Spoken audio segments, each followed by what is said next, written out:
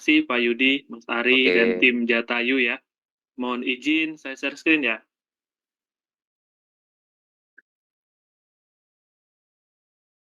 Oke, kita langsung Q&A aja ya. Oke, selamat malam semuanya.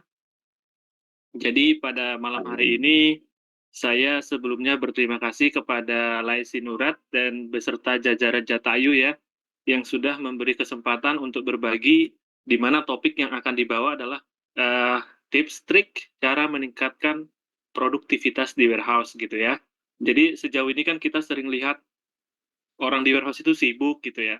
Nah, sibuk ini kan belum tentu produktif. Nah, di sini nanti kita akan lihat bagaimana cara melihat pekerjaan yang produktif dan bagaimana cara melihat pekerjaan yang hanya sekedar kelihatan produktif, kelihatan sibuk, tapi nyatanya enggak gitu ya. Nyatanya enggak. Nah, sebelum kita mulai ke materi, mungkin saya izin perkenalan dulu. Nama saya Hotmian Manurung. Kemudian saya selama berkarir sudah lebih 10 tahun itu di industri logistik warehousing ya. Warehousing, transport, kemudian saya juga pernah di inventory control, saya juga pernah di business development. Dan industrinya logistik 3PL ya, gitu. Nah, saya punya sebuah semboyan ya, give more value gitu. Jadi kita itu harus bisa memberikan value lebih supaya kita pun dapat hal yang lebih juga seperti itu. Selama saya berkarir, saya nggak taruh di sini nama PT-nya ya. Saya baru kerja di satu perusahaan, nama PT-nya PT IMS Logistik. Mulai dari saya lulus S3, yaitu SMA, sampai sekarang. Jadi pada saat udah lulus S3 tadi, saya berkarir dimulai dari packer, kemudian staf di transport, lalu habis itu masuk ke warehouse admin, supervisor, kemudian sampai sekarang di manajer inventory control gitu ya. Nah, pada saat saya kemarin manajer inventory control, di satu sisi karena sudah mulai autopilot ya, untuk timnya juga udah settle, nah saya merangkap menjadi business development, jadi bantuin tim business development, kurang lebih seperti itu.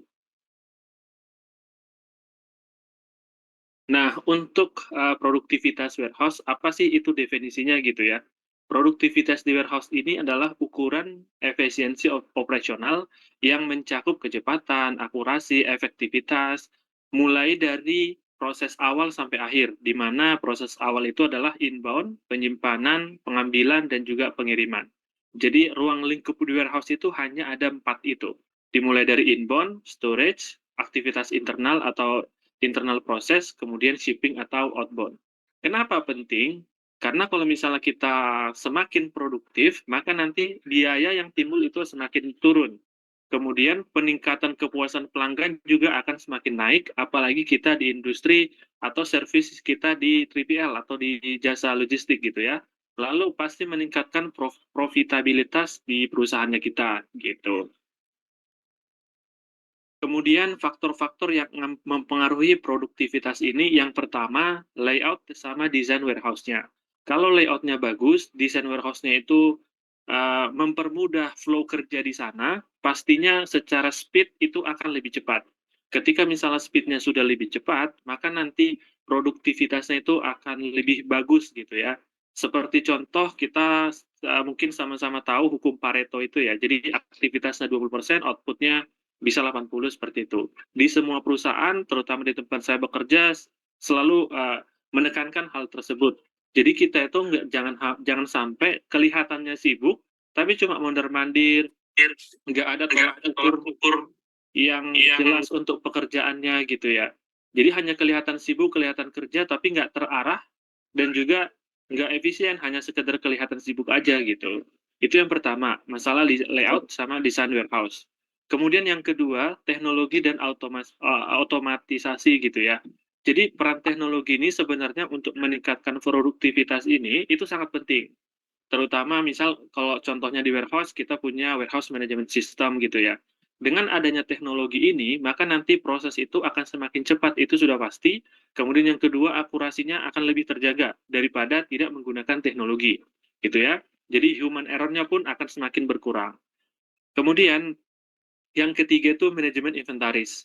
Jadi kita harus memastikan juga inventory atau inventaris yang ada di dalam warehouse itu itu di-manage dengan bagus. Misalnya seperti contoh, cara handling in-out-nya atau permintaan pengiriman barangnya apakah dia FIFO, FEFO, dan lain-lain gitu ya. Nah, terus yang terakhir yang tidak kalah penting adalah pelatihan dan keterampilan karyawan. Jadi sebagus apapun desain warehouse-nya, sebagus apapun teknologinya, sejago apapun orang manajemen gudangnya, ketika timnya tidak terampil, Mohon bersabar ya. sorry, ada preman masuk ke ruangan. Oke, suara saya aman tapi ya? Aman, lanjut. Oke, siap. Lalu yang terakhir itu adalah pelatihan dan keterampilan karyawannya. Jadi sebagus apapun sistem, teknologi, layout, macam-macam, ketika orang yang eksekusinya tidak paham, tidak tahu caranya, dan tidak punya tujuan yang jelas, maka semua itu sia-sia. Gitu. Jadi memang uh, karyawan itu atau manpower itu masih 80% penentunya gitu ya. Mungkin 20%-nya itu adalah komponen lain yang sifatnya itu benda mati seperti layout, teknologi, dan lain-lain gitu. Kemudian untuk yang warehouse layout.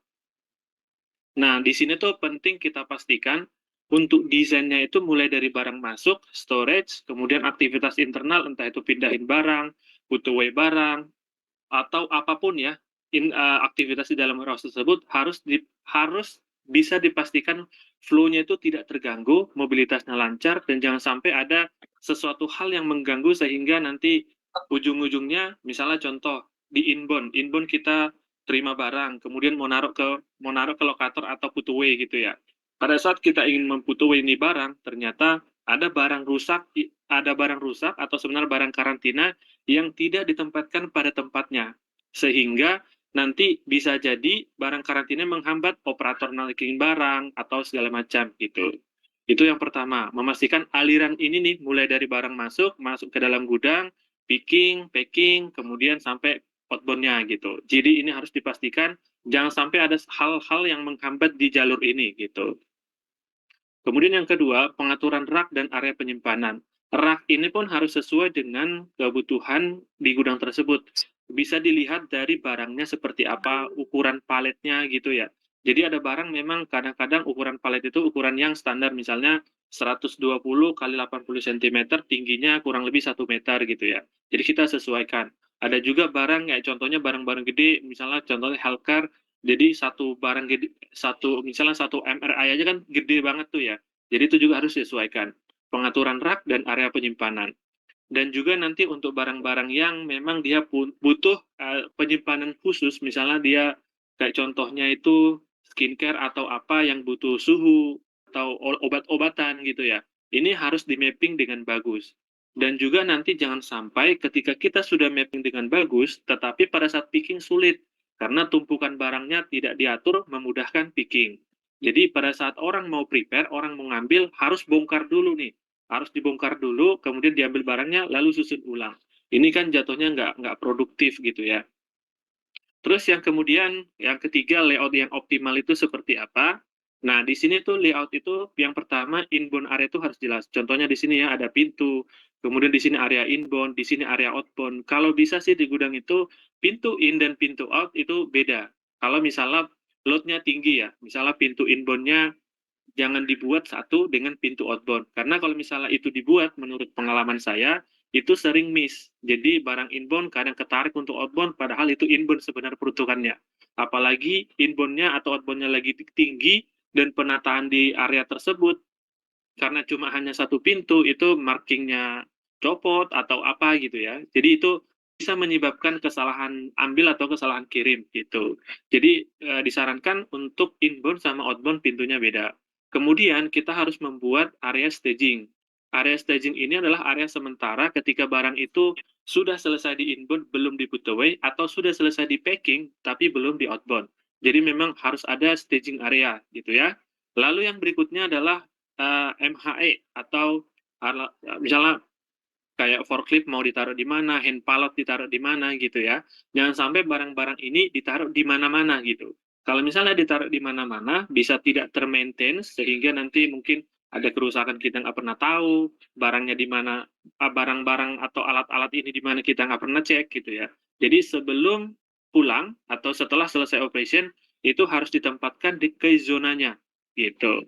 Kemudian storage area. Nah, storage area ini balik lagi kita harus setting sesuai dengan kebutuhan di gudang tersebut. Apakah kebutuhan nanti fast moving, slow moving, atau non moving, ataukah nanti dia barang tersebut harus di suhu apa segala macam kayak gitu. Jadi ini harus disesuaikan sesuai dengan produknya, sesuai dengan kebutuhan movement-nya.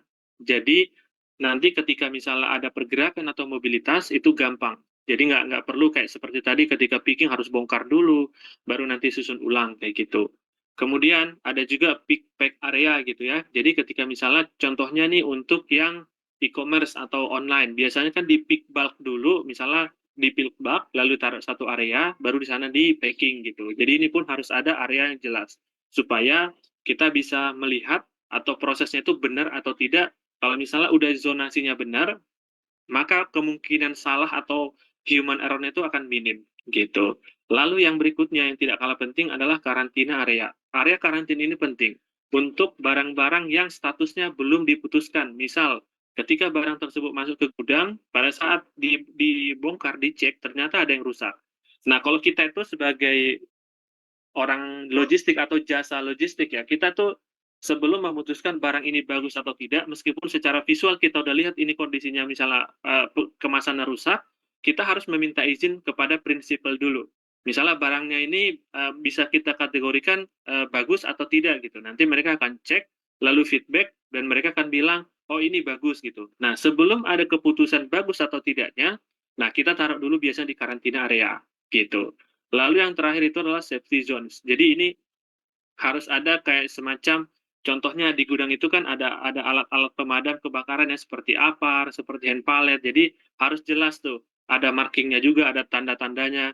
Terus ada juga misalnya kayak contohnya assembly point, kayak zona layout kalau misalnya terjadi sesuatu, itu nanti kita berkumpulnya di mana kayak gitu. Nah, di gudang itu harus ada semua itu. Kemudian semua layout ini inbound sampai safety zones harus dikasih visualnya atau harus dikasih markingnya.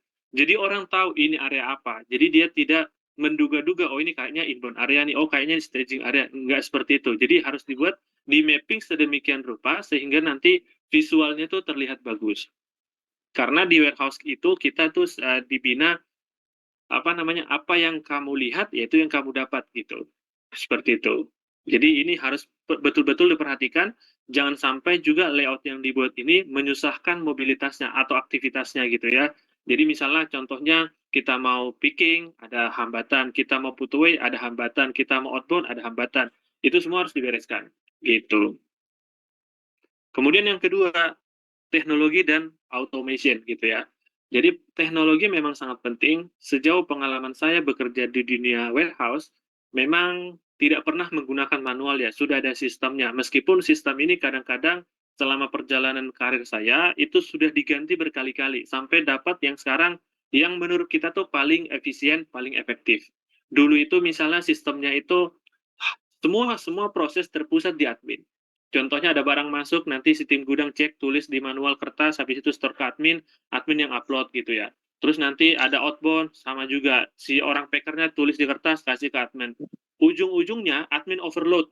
Bahkan ada yang tidak terupload atau tidak terupdate sehingga menyebabkan selisih stok, kita nggak bisa tracing gitu. Padahal sebenarnya udah pakai sistem. Cuman karena tersentralize di admin, sehingga sistem ini pasti ada kendalanya. Overload-nya si admin tersebut akan menyebabkan banyak masalah, misalnya gitu.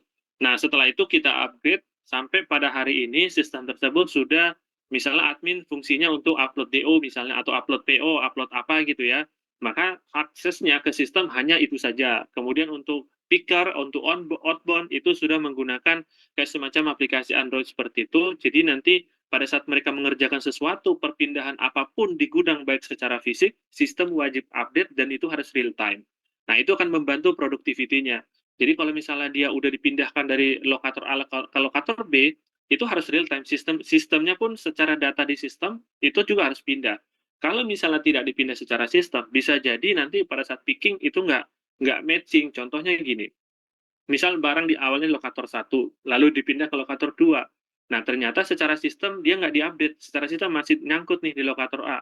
Nah, pada saat orang mau picking, nah pasti kan sistem akan mengarahkan untuk item yang mau kamu ambil itu ada di lokator A. ternyata fisiknya udah nggak ada. Nah, ini asal muasal nanti akan terjadi banyak problem di warehouse, terutama selisih stok, kayak gitu. Jadi dengan adanya WMS ini, harusnya user atau manusianya tuh harusnya dimudahkan.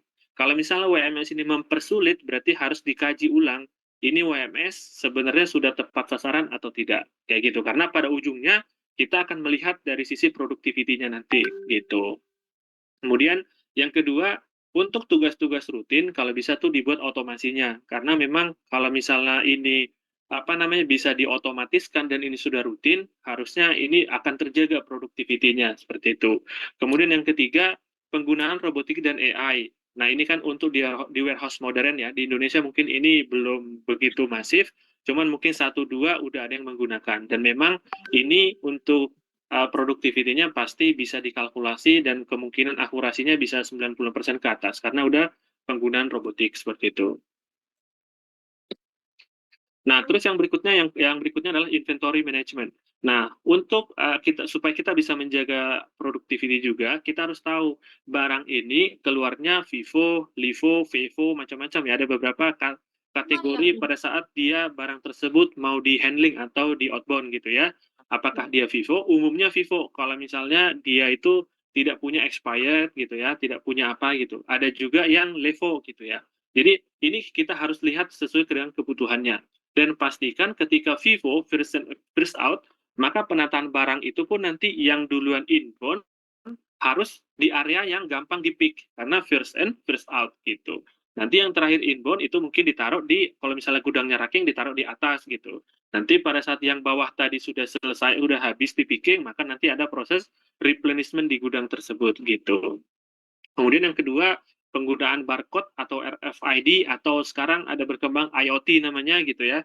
Ini juga bisa diimplementasikan di gudang kita sehingga nanti pada saat kita mau tracking, mau apa gitu itu udah bisa sangat cepat gitu ya. Kemudian yang berikutnya adalah untuk analisa data. Jadi kita juga harus bisa menganalisa data untuk mengoptimalkan persediaan supaya nggak ada dead stock, nggak ada kekurangan stok yang mengakibatkan nanti backlog gitu ya. Jadi ini memang kita harus analisa supaya proses barang masuk dan keluar itu bisa efisien mungkin, bisa balance mungkin seperti itu. Kemudian yang berikutnya, employee training and skill. Nah, yang pertama, di area gudang itu safety first ya. Jadi, kita harus melatih karyawan itu terkait K3 dulu, keselamatan kerja seperti itu ya. Jangan sampai nanti mereka itu pada saat bekerja tiba-tiba ketimpa barang, tiba-tiba seperti apa gitu. Bahkan hanya sekedar untuk ngangkat kardus aja, ngangkat box gitu ya, kalau misalnya posisi pinggangnya dia nggak bagus, itu bisa keseleo gitu. Jadi hal-hal yang sederhana dulu kita kita kasih tahu begini cara pelatihannya, nanti baru ke hal-hal yang lebih rumit dan complicated. Nah, ini harus dilakukan secara berkala. Kalau misalnya hanya cuman satu kali, kemudian nanti tidak dilakukan lagi, maka akan terjadi efek soda gitu ya. Efek dominonya nanti akan lebih bahaya ke belakang-belakangnya. Jadi ujung-ujungnya dalam bahasa saya itu biasanya nyebokin doang, kalau udah terjadi dicebokin gitu. Padahal sebenarnya antisipasi preventif itu jauh lebih penting daripada eee, apa namanya, recovery gitu. Kemudian yang kedua, setelah pelatihan keselamatan kerja, maka kita harus mengasah keterampilan teknis untuk tim kita, baik itu nanti penggunaan teknologinya atau SOP atau work instruction yang memang itu harus dikuasai sepenuhnya gitu. Jadi kalau misalnya mereka keterampilan teknisnya ini sudah teruji, maka nanti udah gampang kita ngukurnya. Misalnya dia disuruh melakukan proses inbound, sudah terukur inbound kalau barangnya ini pasti sejam dapat sekian gitu. Pasti satu hari dengan satu orang bisa dapat sekian gitu. Jadi kita bisa ngukur apapun nanti berapa banyak pun barang yang datang, kita udah bisa kalkulasi. Misal datang hari ini 5 kontainer, oh cuma 5 orang selesai. Besok forecast-nya 10 kontainer, oh berarti kali 2. Misalnya orangnya, kalau misalnya skill-nya semuanya sudah sama, itu gampang gitu. Cuman kan di lapangan nggak segampang itu ya, pasti ada perbedaan keterampilan antar individu gitu ya. Jadi ini mungkin perlu dicari titik temunya supaya bisa terstandarisasi dengan baik gitu. Kemudian yang ketiga, program pengembangan karyawan. Jadi memang kita juga berharap kalau misalnya karyawan tersebut punya potensi harus ditempatkan pada posisi yang semestinya. jangan sampai misalnya dia keterampilannya sudah level supervisor tapi tetap di packer aja gitu ya. Jadi ujung-ujungnya nanti burnout. Ujung-ujungnya dia ya udahlah hidup gini-gini aja. Jadi udah nggak mikirin apapun, yang penting saya datang, saya kerja, ya, urusan yang lain tuh nomor dua gitu. Ini tentunya sangat berbahaya pada yang kita sebut tuh produktivitasnya dia gitu. Jadi kalau misalnya dia mampu di sini, kita tuh harus mengasih kesempatan untuk dia berkarya di sana. Kurang lebih seperti itu. Kemudian tips-tipsnya untuk meningkatkan productivity ini, yang pertama saya rangkum ya, yang pertama optimalkan layout dan aliran barang. Ini sebisa mungkin jangan sampai mengganggu mobilisasi di dalam warehouse. Kemudian implementasikan teknologi dan otomasi. Ini sangat membantu. Terus yang ketiga, kelola inventaris dengan cermat, menggunakan metode manajemen yang bagus, sehingga nanti akurasi stoknya bagus, akurasi in-out-nya bagus, semuanya bagus gitu. Kemudian investasi dan pelatihan keterampilan karyawan. Jadi memang ini harus rutin ya, karena uh, otak dengan otot itu sama. Jadi kalau otak itu kan, contohnya otot itu supaya dia tetap sehat, supaya bagus, itu harus dilatih dengan olahraga. Begitupun dengan otak. Si manusia itu pun sama. Jadi kalau misalnya pelatihan ini, misalnya dia kerjanya menggunakan otak, makanya dia harus dilatih otaknya, harus belajar terus, harus studi case, harus eksperimen gitu. Jadi ini pun ruang harus diberikan untuk itu gitu. Kemudian yang berikutnya adalah monitor dan analisis kerja secara rutin. Nah, ini mungkin bisa dibuatkan semacam KPI, sehingga kita tahu nih, orang ini atau tim kita ini performanya itu di angka berapa gitu, bobotnya berapa, hasil akhirnya nanti berapa. Ini harus dibuat di warehouse, sehingga kita bisa ukur mereka itu sejauh mana produktivitinya gitu ya. Lalu yang terakhir, kita harus terapkan praktek kerja yang aman dan efisien. Ini akan selalu di-brief ke tim, dan wajib mengutamakan keselamatan dan efisiensi di operasional sehari-hari, seperti itu. Kemudian di sini ada dua studi case. Misalnya studi case yang pertama, company ABC. Mereka itu punya background perusahaannya logistik menengah, kemudian dia punya masalah itu permosesan barang yang lama. Nah, solusi mungkin yang bisa diterapkan adalah, mungkin bisa aja pemrosesan lama ini karena desain layoutnya kurang tepat, atau sistemnya nggak bagus. Contohnya gini, misal layoutnya itu udah bagus, desain layoutnya udah bagus, sudah ada racking, replenishment sudah jalan, tetapi pada saat dia picking, sistem ini nggak bisa merouting dia tuh mulai ambil barang tuh dari mana ke mana gitu ya. Kadang-kadang dia harus dari rak A pindah ke rak Z, pindah ke rak B, pindah ke rak F gitu-gitu kan. Itu kan lompat-lompat gitu ya. Jadi routing ini juga perlu untuk memperlancar aliran kerja. Jangan sampai hanya layout desainnya bagus, ternyata sistemnya nggak mendukung untuk routing tadi, sehingga performanya jadi buruk. Nah, habis itu dilakukan pelatihan keterampilan, diharapkan hasil produktivitasnya bisa naik 20%, dan penurunan waktu proses itu bisa terreduce sampai 15%-an. Gitu. Hanya dengan memperbaiki layout sama UMS-nya tadi itu dibuat routing, seperti itu contohnya. Terus yang kedua, ini studi case-nya mungkin untuk perusahaan yang skalanya sudah besar. Teman-teman, Bang Hotmian. Ya. Halo. Ya. Teman-teman kalau ada yang pertanyaan langsung nanya loh ya. Atau raise hand. Ya. Soalnya ini nggak tahu ya, saya merasa kok Bang Hotmian ini cepet banget, semangat banget. Jadi teman-teman kalau ada yang ketinggalan atau Bang Hotmiannya terlalu cepat ya, langsung aja ya nanya. Soalnya ini kan kita mau sharing ya. Jadi monggo ya. Ada Kayaknya nggak? sih, Pak.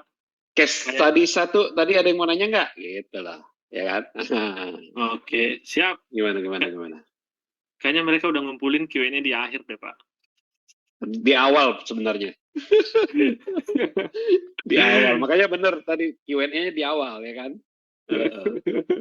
Ya, nggak apa-apa. Kalau nggak ada yang nanya, lanjut ya. Oke, siap.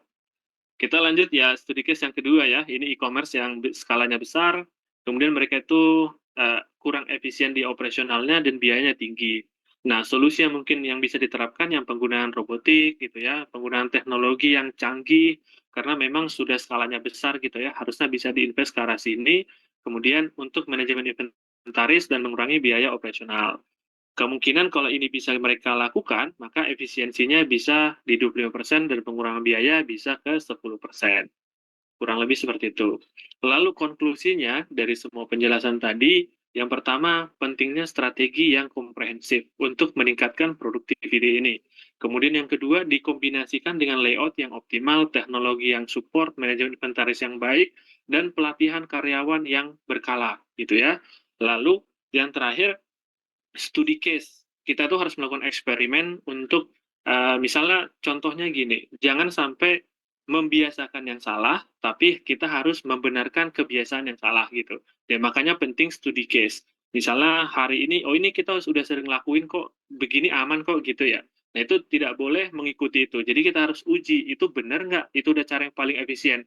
Karena kita di otak kita nih sudah ada harus produktivitas harus jelas, harus terukur, harus ini gitu.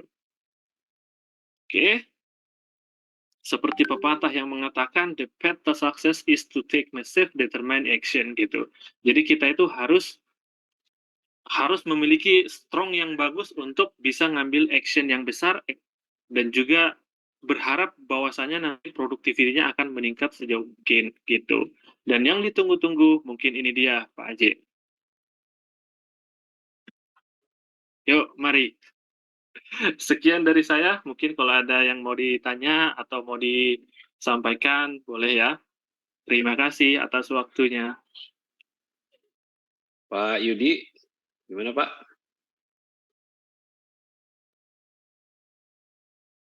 Nah, kita kasih kesempatan buat yang raise hand dulu kali ya. Foto Mau dulu, foto Pak dulu ya? Haji. Oh iya, foto dulu, lupa gue. Ayo foto dulu, mau rame ya. Siapa nih yang mau foto? Siapa? Siapa Pak yang Haji mau? lah. Bentar, kalau gitu, bentar ini. Oh, ya Mas Ari. Sip. Ayo. Ayo, open cam ya. Open cam yuk, open cam yuk. Lanjut. Ya, kita tutup. Assalamualaikum. Iya, selesai kan? Ayo Bang Hotmian, silakan. Tadi yang dari ini, Mas Perikel ya. WMS. Gimana cara Silakan. WMS bisa meningkatkan produktivitas? Contohnya. Ya, berat ini pertanyaan. Coba diulang lagi dong tadi. Iya, mana Ya. orangnya? Mana orangnya? Kabur? Ada. Ya Pak, ada Masa. Oh, kirain kabur. Coba ulang lagi, coba. Iya. Jadi intinya itu apa namanya? Contoh-contoh implementasi WMS, Mas. WMS itu contoh-contoh yang apa aja. Kemudian seberapa dia meningkatkan produktivitas sih? Misalkan berapa persen meningkat dari after before-nya dengan adanya WMS ataupun implementasi improvement yang lainnya selain WMS. Oke. Kalau misalnya WMS yang kita gunakan sekarang itu ya, kalau misalnya dibilang peningkatannya berapa, dulu itu sebelum kita menggunakan WMS yang sekarang, misal contohnya nih, kita pernah menghandle e-commerce ya. E-commerce itu kan ketika double date, itu kan biasanya naik 3-4 kali lipat ordernya, apalagi kategorinya fashion gitu ya.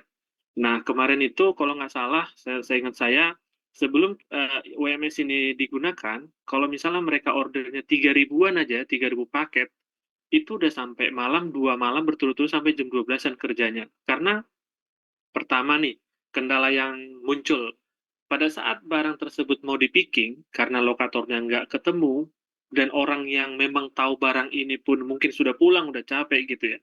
Sehingga ya ada order, sebenarnya barangnya di gudang ada, tapi karena dia nggak ketemu pada saat di-picking, ujung-ujungnya tidak terfulfill.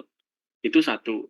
Terus yang kedua, karena kalau misalnya kita pakai OMS, pasti kan ada lokator ya, ada lokator barang ini ada di mana, kita tinggal pick. Bukan nyari dulu baru picking gitu ya. Ini juga sangat jauh meningkatkan productivity.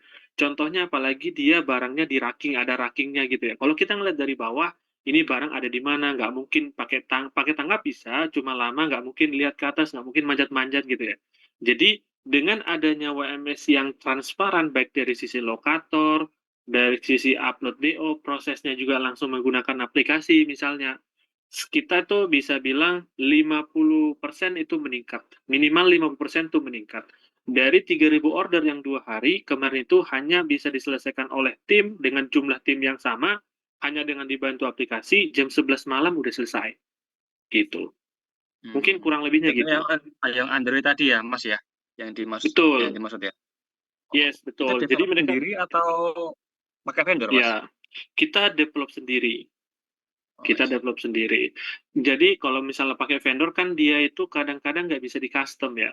Contohnya dia udah punya klien, misalnya kita fashion, lalu dia punya klien yang lain itu misal let's say kayak Alkes gitu ya, yang nggak sama nih kategori barangnya. Jadi kalau kita minta sesuai dengan kebutuhan kita, mereka bisa nggak mau. Ataupun ketika mau untuk modifikasi tersebut cost-nya tinggi gitu ya. Nah ini kita develop sendiri. Memang sudah ada aplikasi Android-nya plus ada di webnya gitu. Gitu sih Mas, menurut pengalaman saya ya. Siap, terima Gitu. kasih. Betul. Kalau misalnya kita di e-commerce udah stabil dan jelas kelihatan productivity-nya, karena e-commerce kan speed itu penting ya.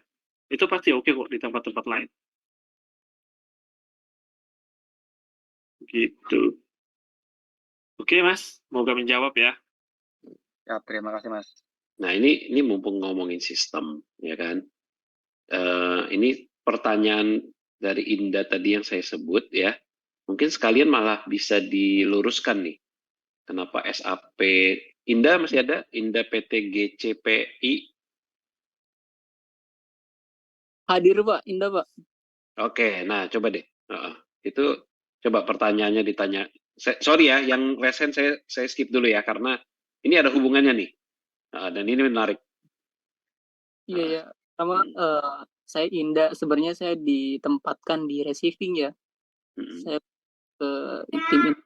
Walaupun pengalaman saya sebenarnya banyaknya di inventory. Ini perusahaan baru saya baru kerja 1 bulan dan sistem yang dipakai itu SAP. Dan di sistem SAP itu setiap item nggak ada lokatornya. Jadi barang tuh nggak tahu ada di rak mana. Jadi kita masih manual banget nih di storage warehouse tuh hanya grouping aja item-item di grouping kita secara manual. Jadi kesulitan untuk tim inventory, tim Psychocon, tim stockkeeper buat kayak SO daily harian itu masih banyak banget plus minusnya. Bang Hotmian, kasih tahu dia kenapa SAP nggak ada lokator, nggak ada keterangan location. Kasih tahu dia kenapa. SAP itu kalau nggak salah tuh lebih ke accounting kan ya? Iya. Jadi Betul. SAP itu ERP, ya kan? Betul. ERP itu mencatat transaksi. Ya, jadi ERP itu fungsinya adalah mencatat transaksi dan mengontrol transaksi. Ya, Betul. dia tidak pernah bisa digunakan untuk operation. Betul. Jadi jangan salah kaprah ya. Jadi kok SAP udah canggih nggak ada locator sih, nggak ada location, nggak bisa mendukung kegiatan gudang sih, ya memang nggak bisa. Karena dia gunanya untuk mencatat transaksi dan mengontrol secara keuangan. Ya. Benar. Nah, Jadi boleh menjawab, Pak. Oh, silakan. Kebetulan saya user SAP, Pak. Nah, kalau di tempat saya itu location bisa sih di tracing dan WMS di tempat kita itu pakai SAP. Jadi kalau misalkan mau pakai location di SAP, setahu saya admin itu punya otoritas untuk input location-nya berdasarkan apa namanya layout di gudang.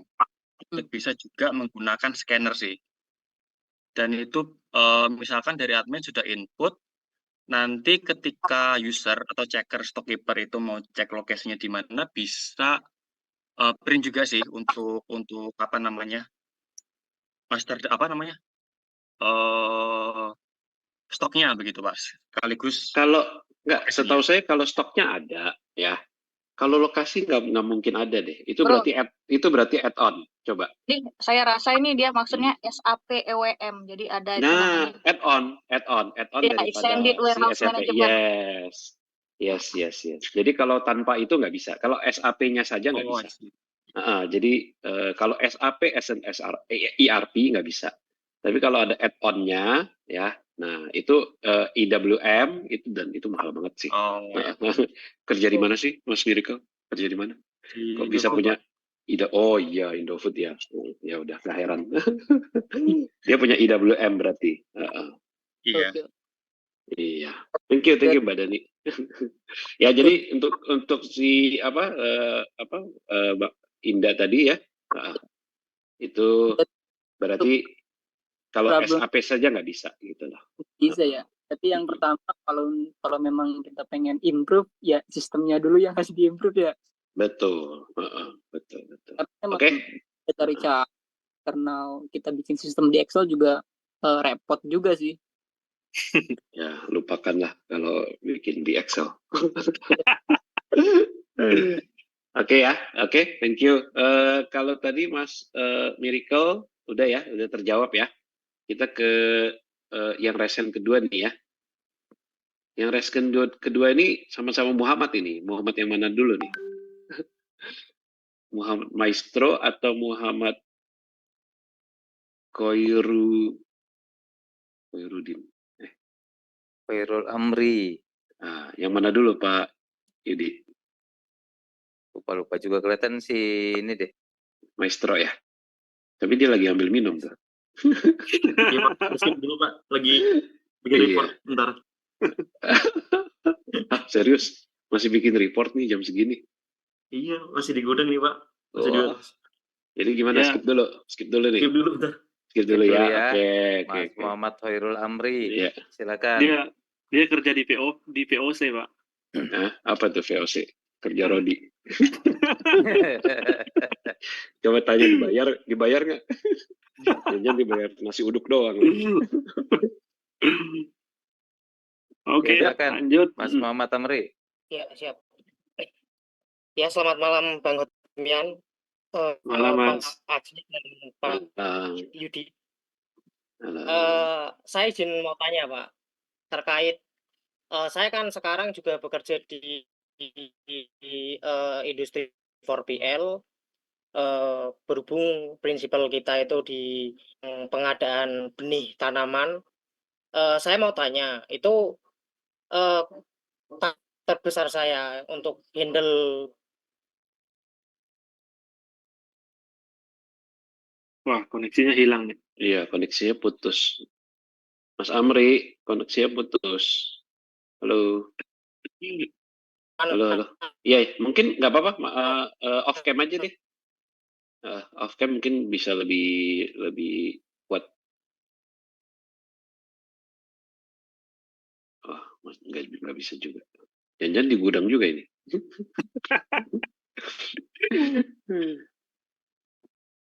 Apa kita skip dulu? Muhammad Amri. Skip dulu ya. Soalnya nggak ini. Belum nangkap juga pertanyaannya. Ya. Nanti off cam aja ya biar koneksinya bisa stabil. Iya. Dengarnya cuma benih doang ya, Pak. Benih apa nggak tahu ya. Iya, makanya benih lobster kayaknya. Ke Pak Puji. Pak Puji deh. Ya. Baik, terima kasih Pak. Selamat malam semuanya. Perkenalkan Pak Hotmian, Pak Ajay, Pak Joni, Pak Tama, dan yang rekan-rekan lainnya. Saya Puji dari Bandung, Pak Hotmian. Pak, kebetulan saya in charge di raw material dan barang yang kita storage di gudang itu tipikalnya bulky. Kira-kira tadi saya lihat salah satu key suksesnya untuk improvement adalah layout ya Pak. Tetapi mungkin Pak Hotmian ada insight atau dari rekan-rekan yang lain ada insight yang applicable untuk di raw material warehouse khususnya yang menggunakan storage-nya bulky atau masih dalam bentuk karung ya Pak.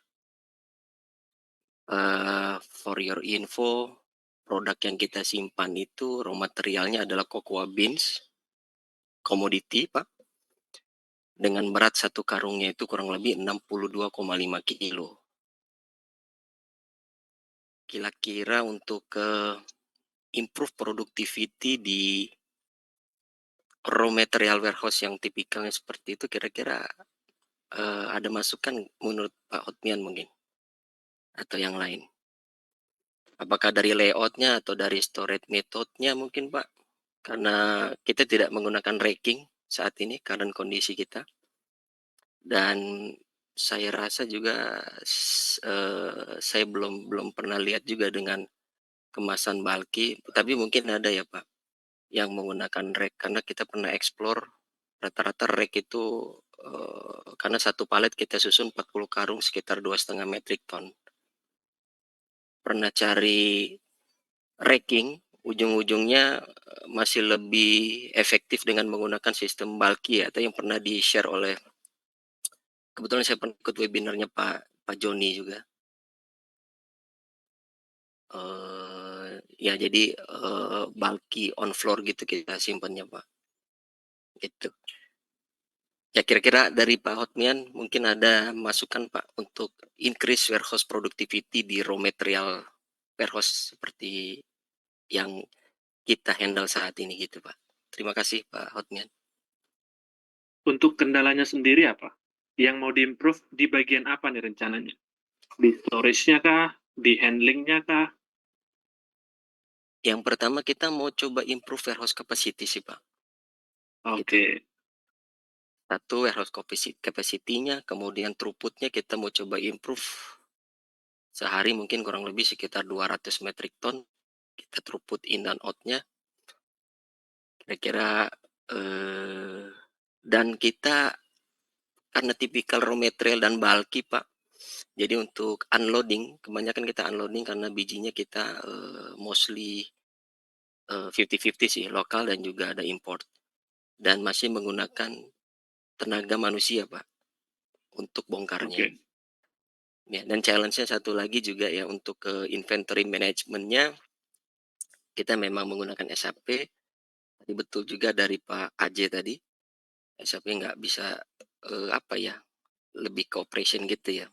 Ditambah kita belum punya RFID dan lokasi juga kita nggak terdaftar di SAP. Karena kalau mau nambah itu biaya lagi sih sebenarnya gitu ya. Kalau saya nggak salah, add-on sesuatu di SAP tambah lagi biaya. Add-on sesuatu di SAP tambah lagi biaya gitu ya. Ya jadi kita masih inactual ya, kita masih imbangi SAP kita untuk cross check sebenarnya dengan Excel juga sih. The power of Excel, Pak. Ya jadi itu sih Pak Hotmian. Jadi untuk improve warehouse capacity-nya supaya bisa naik dan juga throughput-nya sih Pak. Karena karakter kita bukan mostly tidak seperti finish good warehouse yang racking dan lain sebagainya sih gitu. Oke. Tadi satu bulk-nya itu 60 kiloan ya? Satu karung 62,5 kilo, iya Pak. 62,5 kilo. Berarti kalau misalnya muat ke truk, satu karung aja harus 2 orang ya? Kurang lebih, betul. Kurang lebih seperti itu ya. Saran sih untuk throughput-nya itu mungkin perlu pakai ini ya, pakai apa namanya, pakai forklift gitu ya. Jadi nanti untuk loading unloading-nya itu pakai palet atau loose atau curah? Kita loose curah sih Pak. Jadi setelah footway diambil dari dalam itu pakai movement-nya pakai palet. Oke. Satu palet terdiri dari 40 karung. Ini jangan bawa ini. Itu. Intermezzo. Nah itu di setelah nyampe di unloading atau loading areanya dia dinaikkan ke atas itu dengan tenaga manusia tadi Pak, buruh harian sih. Jadi gitu aja. Oke. Jadi forklift-nya hanya footway ke truk gitu aja sih. Movement. Oke. Truknya itu apa jenisnya? Kita pakai ada 2 tipe sih Pak. Yang satu kita open truck gitu, CDD gitu ya. Kemudian satu lagi kita pakai kontainer 40 feet gitu. Karena ada safety issue dan lain sebagainya.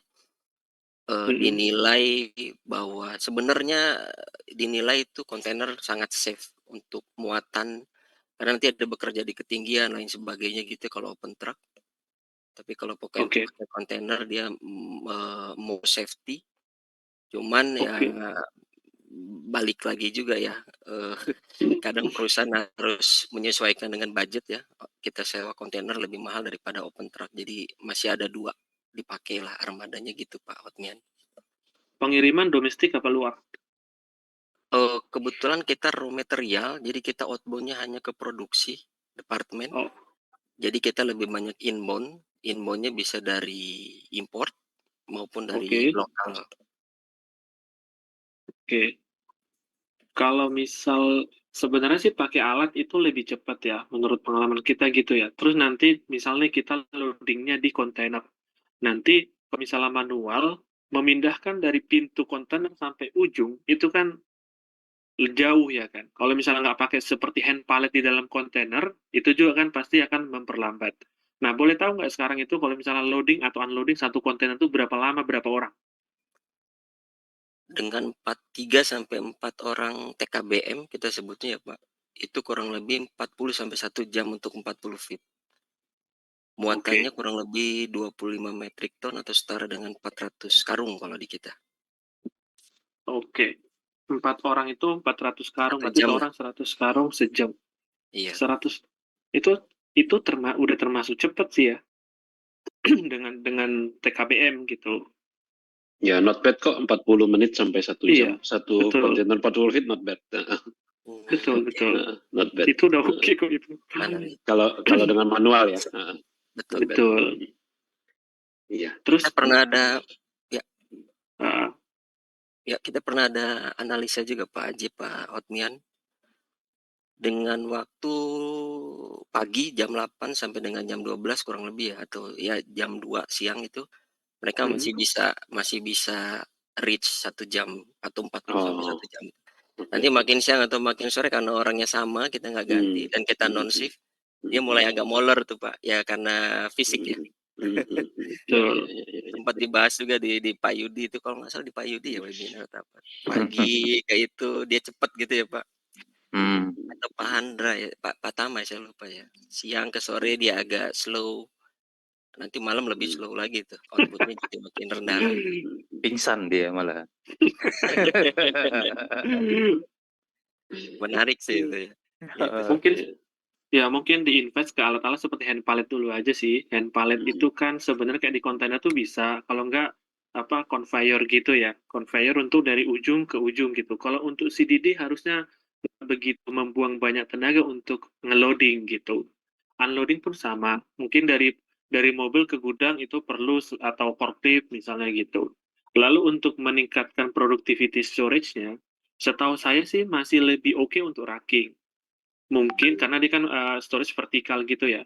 Mungkin nanti ukuran paletnya aja yang bisa dikecilkan lagi. Misalnya ukuran palet satu 1 kubik contohnya. Kayak tadi kan satu palet itu bisa berapa, 2,5 kubik atau berapa tadi ya? Itu Ya, kan 2,5 gede, ton. 2,5-an kan ya. Kalau misalnya diuji coba, misalnya dipecah menggunakan palet yang 1 kubikan, kemudian dibuat racking gitu ya. Harusnya sih bisa lebih banyak space yang bisa dioptimalkan di storage gudangnya gitu. Menurut saya gitu ya, mungkin yang lain boleh menambahkan gitu, Pak. Iya, kalau gudangnya tinggi, sebaiknya sih pakai racking karena Betul. kecuali memang warehouse-nya pendek ya. Ya udah, sekalian kalau nggak ada racking kan, soalnya gini, setinggi apapun warehouse kalau nggak ada racking kan space di atasnya itu kan percuma kan. Betul. Itu kan jadi mubazir kan. Betul. Kalau warehouse-nya tinggi, ya harus ada racking sih. Betul.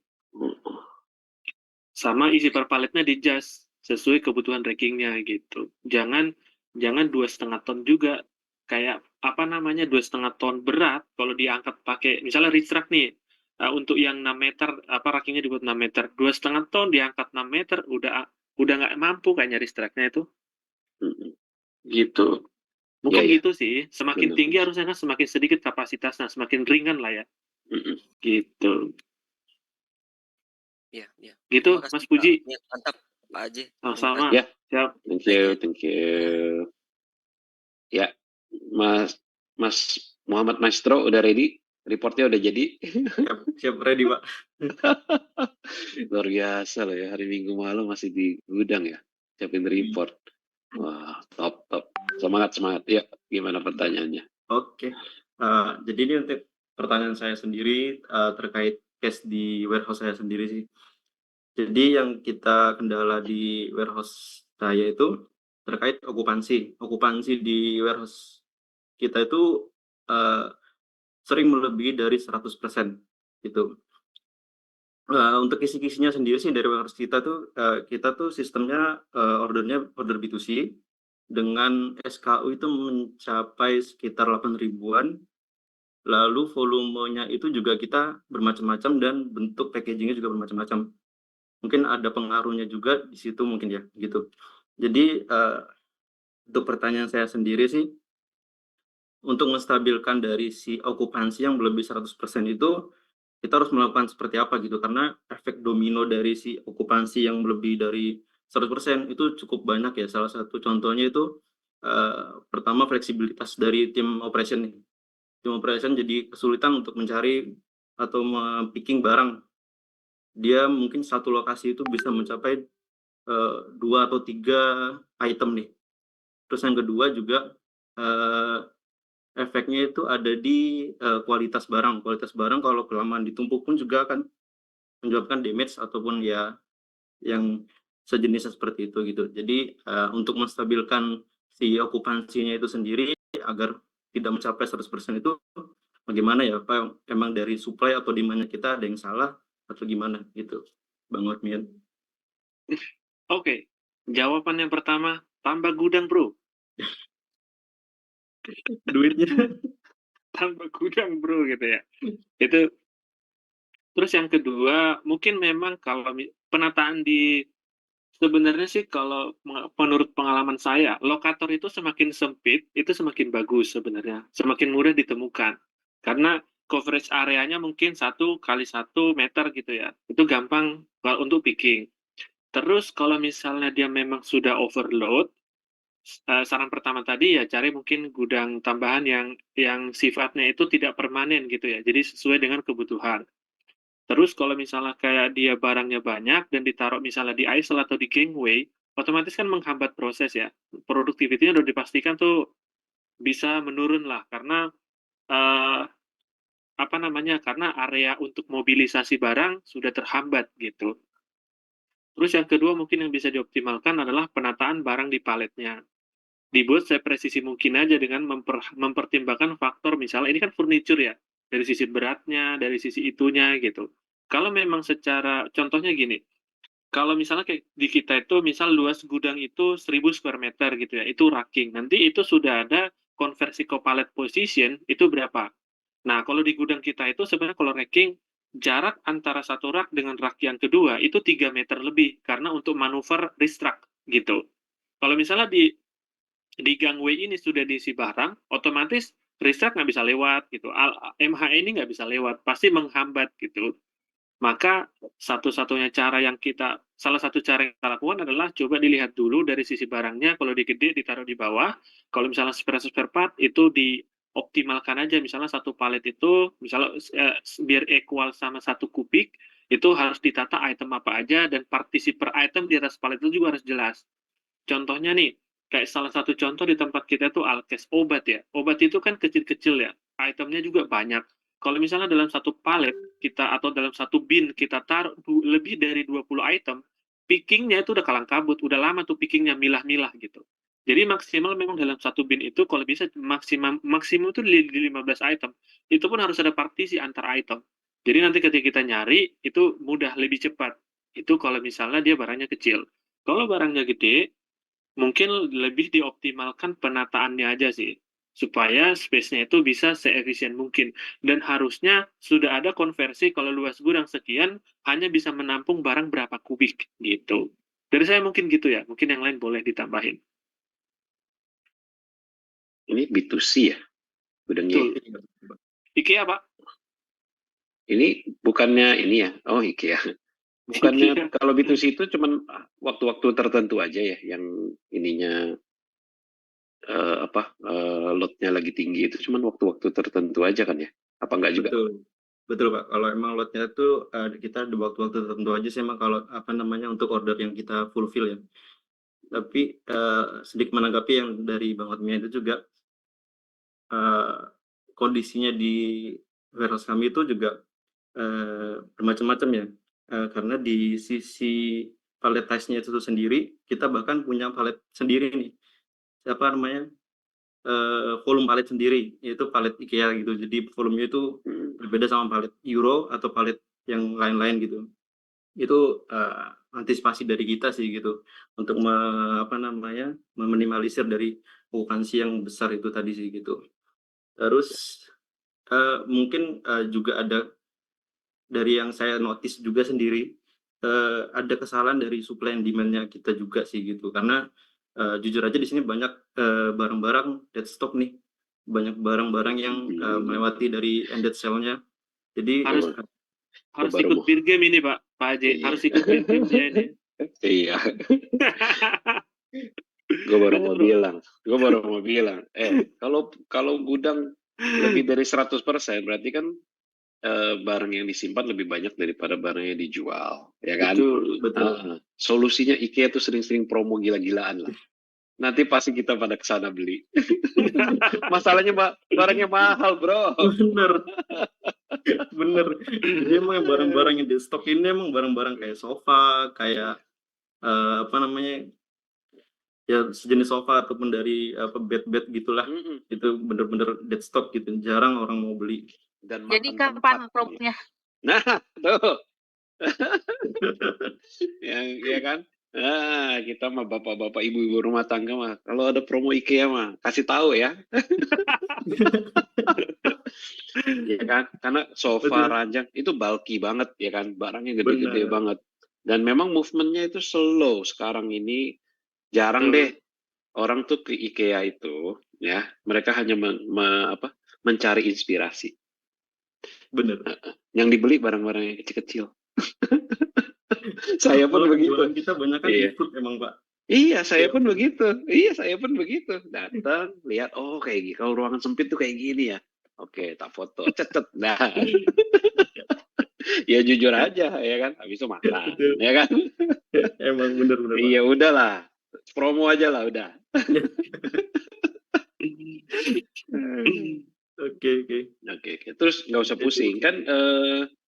3PL-nya masih DHL kan? Bener Pak. Iya, udah suruh mereka yang pikir.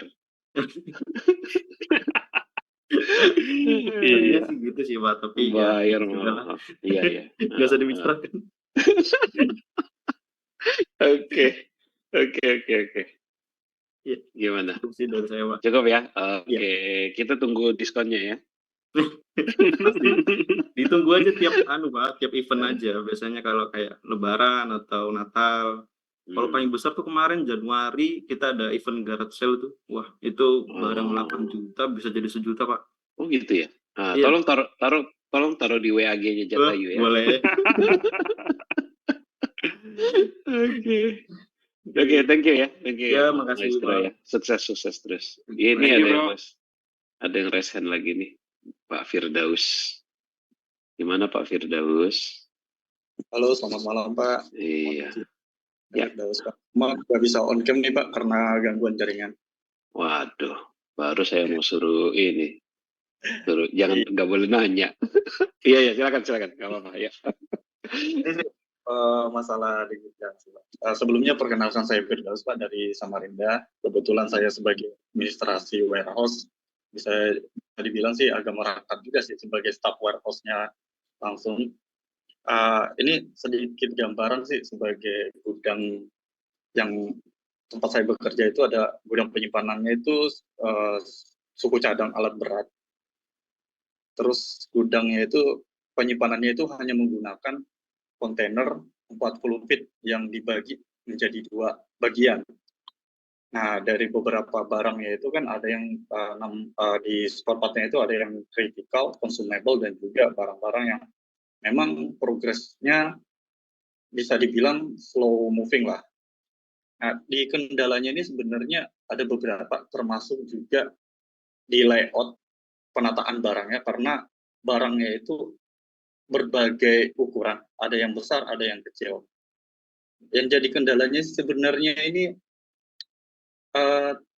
gimana sih bagusnya untuk suku cadangnya ini agar perhitungannya itu tepat guna, karena dari maintenance-nya itu agak kurang dalam mencatat untuk planning progres perbaikannya itu loh Pak. Nah, ini yang jadi kendala saya sebagai administrasi. Karena di sisi lain juga kita udah menggunakan sistemnya itu juga SAP, namun ya seperti itu tidak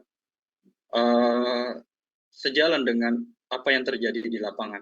Mungkin ada bantuan, ada masukan dari bapak-bapak yang ada di sini. Sekian dari saya, Pak. Terima kasih. Kayaknya sih jawabannya itu ikutin yang di iklan tadi sih, Mas. Ya Pak Yudi ya? Betul ya?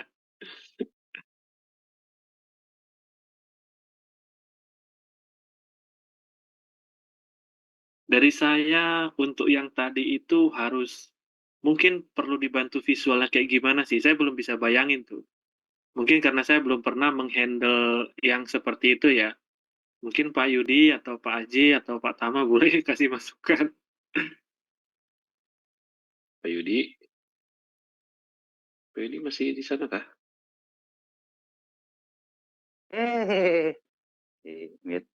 Apa ya tadi ya? Dia sempat keluar. Pertanyaannya apa tadi? Ya, halo Pak. Pak Firdaus, ya coba diulang. Singkat aja Pak.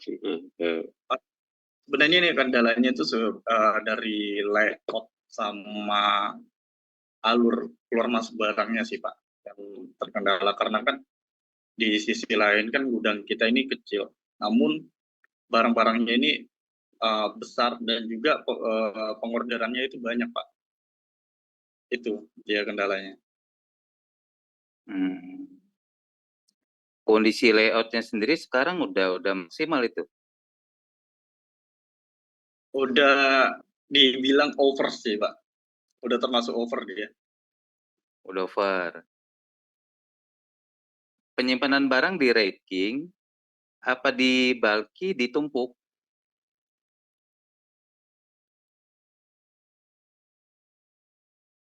Nah, ini kemarin sebelum saya masuk itu ditumpuk, dan setelah saya masuk itu saya udah coba metode rating berdasarkan kebutuhan yang bisa dibilang kan ada beberapa barang yang consumable dan juga barang-barang yang kurang dipakai, dan langkah-langkah yang saya lakukan itu dalam 1 bulan itu saya coba lihat tren pengeluaran barangnya, pemakaian barangnya.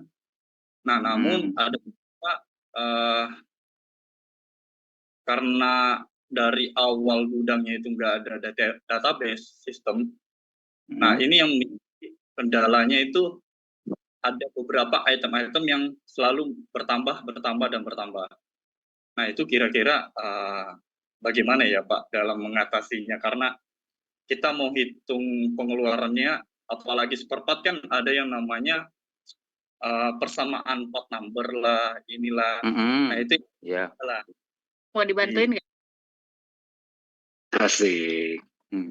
Asik. Silakan. Pak Dani. Halo. Ya. Pak Firdaus. Ini karena kebetulan nyinggung otomotif aja nih. Asik. Itu memang kalau di lapangan kita jauh. Sorry agak berisik. Jadi kalau di lapangan itu memang beda jauh lah kondisinya dengan kalau kita di kota lah, kalau bicara warehouse ya. Jadi kita lebih banyak mainin fungsi warehouse itu sendiri. Jadi kalau warehouse kita tahu dia bagian dari waste, maka yang paling kita jaga adalah warehouse itu jangan jadi toko, tapi tempat singgah. Jadi barang itu flow-nya harus terus berjalan. Jadi kalau saya tangani yang terkait otomotif tersebut, biasanya cek dulu tuh, Bapak kan alat berat nih, lihat kilometernya berapa, hours meternya berapa, cocokkan dengan kebutuhan terhadap plan maintenance-nya. Jadi nggak perlu terlalu banyak, Bapak bisa pecahkan tuh plan per berapa bulan atau quarter untuk pergerakan barang. Jadi biasanya gudang kecil seperti kontainer tadi itu nggak berdiri sendiri, pasti ada cabang gede yang dia bisa transit lebih gede. Jadi nggak semuanya harus kita gede-gede bikin di tempat site customer atau site yang gede di sana, karena kalau barang kita treatmentnya nggak sesuai, misalnya yang berat kita keluarin atau dan lain sebagainya, kadang kondisi lapangan bisa merusak barang itu sendiri, jadi harganya bisa turun. Jadi kalau saran saya, Bapak harus benar-benar dengan tim discuss dengan yang mengerti terkait unit tersebut sudah sampai mana, namanya kendaraan atau alat berat itu biasanya ada lifetime-nya ya. Jadi ada yang itu akan rusak kapan, ada trennya. Jadi kita ada backlog juga. Kalau backlog itu kerusakan dari setiap unit akan dipantau berdasarkan aktivitas di lapangan. Jadi jangan sampai nggak ada backlog. Misalnya, oh unit ini akan rusak nih kelihatannya. Oh berarti udah tahu nih kapan harus order. Jadi jangan sampai udah rusak baru minta barang. Itu bisa masalah. Jadi Nah, kalau untuk warehousing apalagi kita spare part di lapangan itu dia punya tantangan jauh lebih berat karena kita harus tahu flow. Yang paling penting dari Bapak adalah Bapak tahu di mana stok lokasinya di mana. Karena kalau Bapak nggak tahu, Bapak di lapangan, Bapak nggak tahu itu mau gerakin dari mana dan harus kenal betul kondisi di lapangan di sana. Apalagi terkait movement barang itu pasti akan jadi masalah juga. Yang kacau adalah kalau ya hanya kita jalankan berdasarkan tren. Karena otomotif tidak bekerja berdasarkan tren. Dia dari unit itu sendiri, kondisi lapangan, bahkan harus benchmarking dengan merek-merek lain yang ada di sana. Jadi kita harus benar-benar lihat. Terus kaitannya dengan musim. Kadang, oh bentar lagi musim hujan, berarti kopling akan harus banyak di stok karena akan sering terjadi pengereman dan lain sebagainya. Jadi banyak hal yang orang parts atau warehouse harus tahu proses yang terjadi di lapangan. Dan yang paling penting yaitu tadi informasi. Flow informasi ini yang kadang orang di lapangan itu nggak dapet karena hal-hal tertentu. Maka padahal itu yang paling krusial, apalagi kalau kita di remote area. Maka itu sih kalau dari saya. Jadi mindsetnya di mana kita nggak perlu banyak-banyak stok di sana, tapi bagaimana flow-nya cepat. Karena kita punya space itu sangat terbatas. Jadi kalau sudah sekarang sudah penuh tuh gudang, perlu dilihat itu bisa dijual kemana ya, atau unit mana ya, atau campaign apa ya biar cepat bisa geser sehingga yang lain yang lebih krusial bisa dimasukin. Itu sih kalau dari saya, Pak. Atau paling sering yang saya biasakan di lapangan adalah kan biasanya yang sering menuhin itu part-part service tuh, Pak. Langsung aja geser ke customer. Kalau saya sih seringnya gitu. Jadi mereka Itu sih. Jadi masalahnya itu di pencatatan ini ya maintenance-nya ya, karena dari maintenance-nya sendiri pun tidak bisa memprediksi kapan yang harus di repair, kapan overhaul. Jadi yang jadi kendala itu sebenarnya di warehouse. Nah, jadi itu harus ada plannernya, maintenance planner. Kalau enggak Bapak akan susah. Iya itu dia, Bu. Plan-nya itu enggak jalan dengan semestinya, yang alhasil gudang apa yang saya terapin yang di gudang sana itu enggak berjalan sesuai dengan apa yang seharusnya. Mulai dari jadi terjadi penumpukan barang yang tidak penting atau tidak tepat guna di saat itu, sampai penyimpanan itu makan sampai tahunan, Bu. Nah itu dia jadi PR besarnya saya sebagai admin gudang di sana, di mana barangnya ini selalu berputar. Namun yang terjadi di sana berputar dengan barang-barang yang sering kita masukkan. Saya pernah yang seperti itu kan, Pak. Yang kita lakukan pada saat itu adalah kan itu harus benar-benar bergeser. Saya cari orang-orang yang punya alat berat yang sama, yang bisa untuk pakai parts tersebut agar itu terpenuhi. Karena Kalau asalkan yang utama internal kita bisa terjaga kebutuhannya, jadi bisa digeser ke eksternal. Tapi kalau memang enggak, itu akan sangat sulit karena kalau Bapak di gudang tanpa ada komunikasi yang baik antara planner dengan pihak sales sendiri, itu akan sangat sulit. Itu sih kalau dari saya. Jadi Bapak perlu duduk bareng, langsung kasih tahu dead stock-nya sekian, target 1 tahun mau dikurangin berapa, apa yang harus dilakukan itu harus memang benar-benar bareng-bareng. Itu kok kalau dari saya sih Pak Firdaus. Plannernya suruh masuk ke Jatayu biar dapat gambaran dia, nggak nyusahin admin gudang jadinya. dari tadi ya, sebenarnya udah terjawab dari apa yang disampaikan. Memang yang jadi kendala itu dari maintenance-nya itu nggak ada planning. Jadi alhasil itu barang-barang yang memang tidak dibutuhkan dalam waktu dekat itu yang selalu masuk. Sedangkan barang-barang yang selalu dibutuhkan itu yang nggak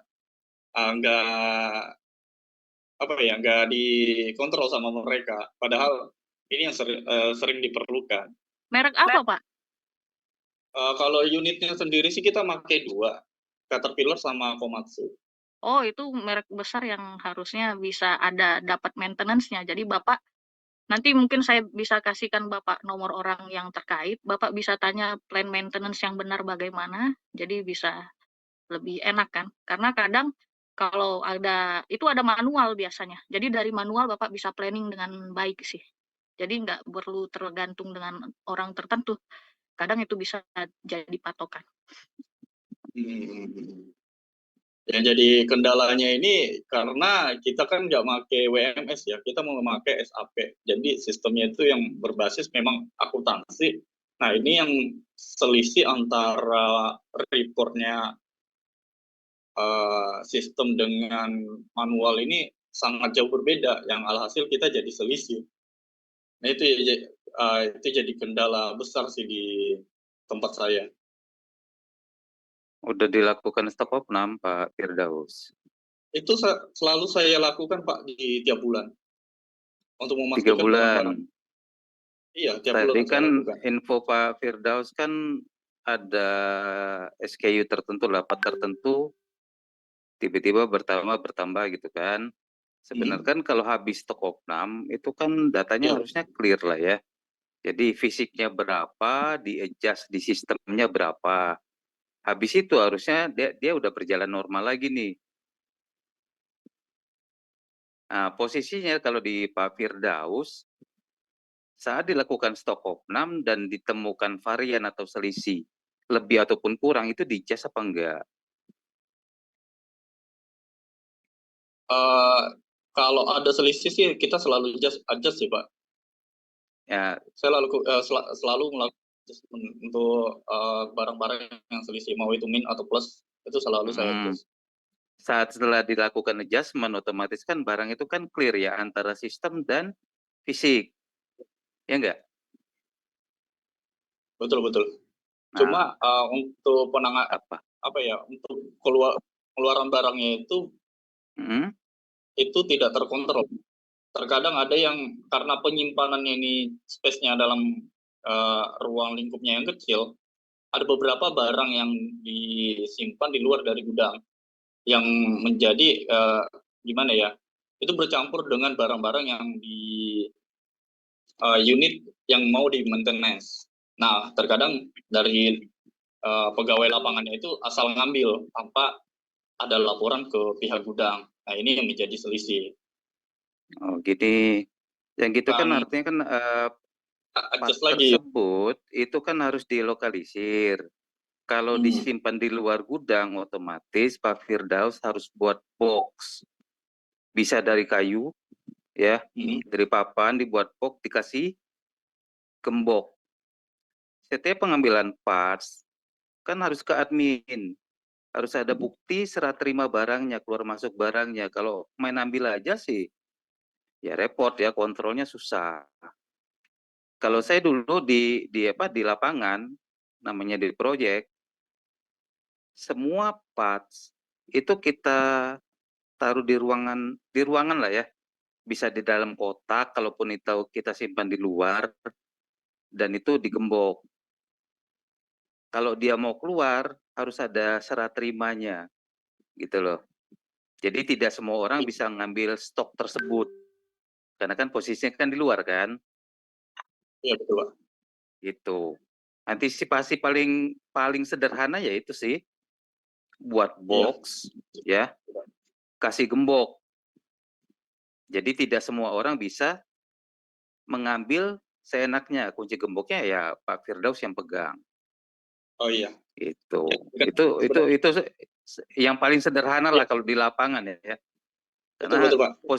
posisi barang di luar masalahnya. Iya, itu udah saya pikirkan sebenarnya Pak. Cuma ini Apa? untuk bengkel kita atau workshop kita itu bercampur dengan alat yang diperbaiki sama barang-barang yang memang jadi stok kita.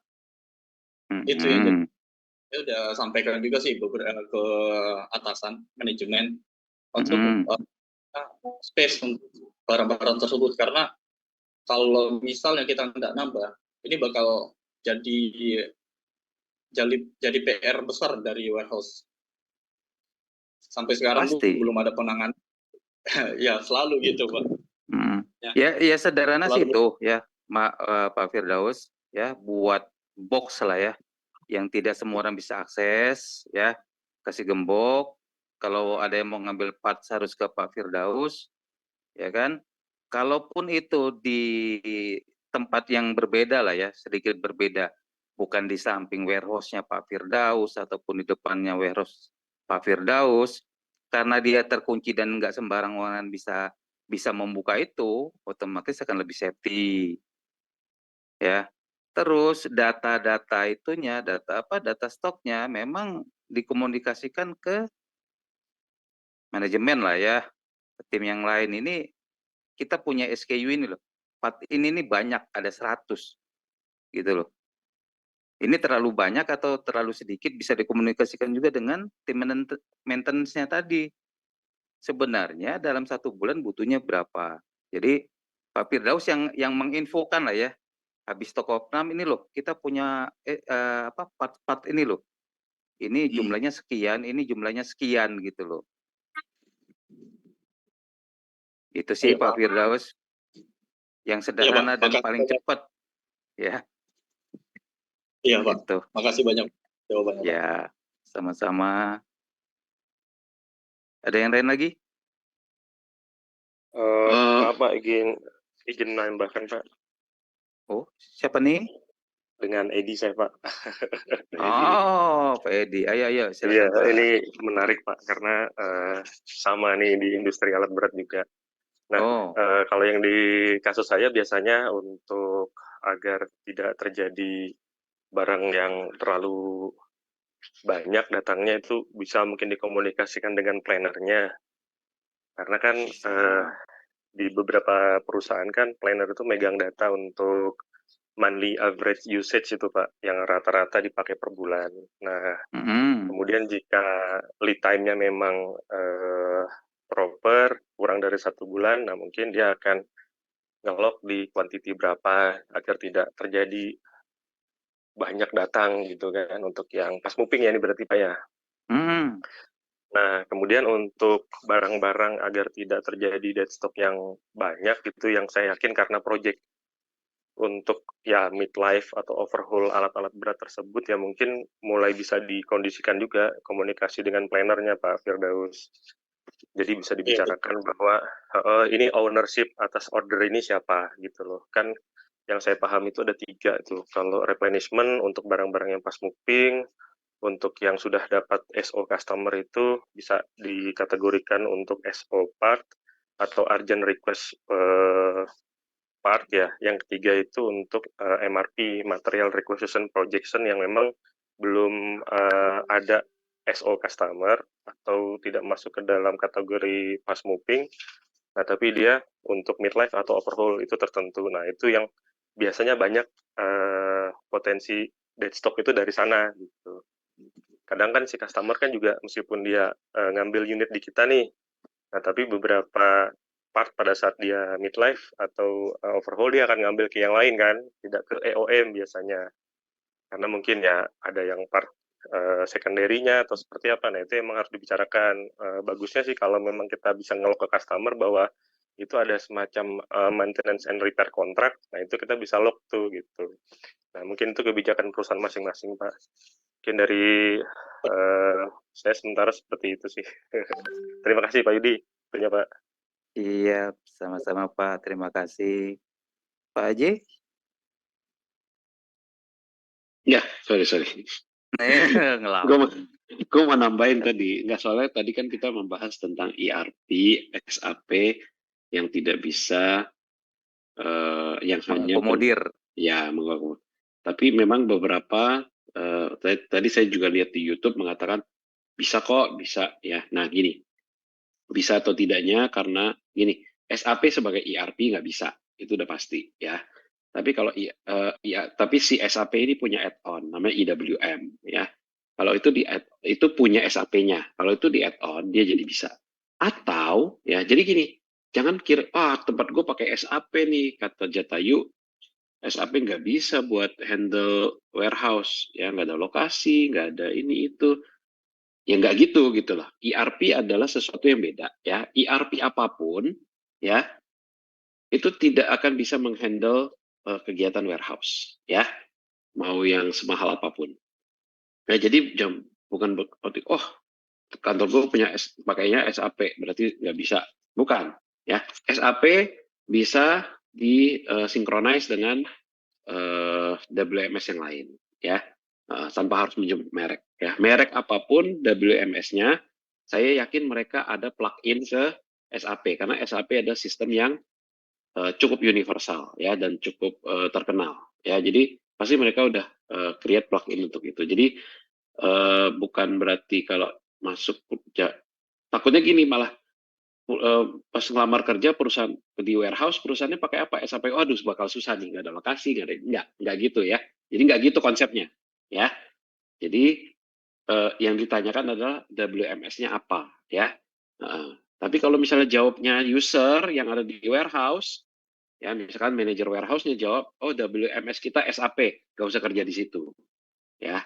Karena itu berarti warehouse manajernya nggak ngerti, ya. Tapi intinya adalah ERP, ya seperti SAP, ya dan akurat, apalagi ya itu. Tapi gini, zaman sekarang banyak banyak ERP yang memang dia sudah komplit, ya.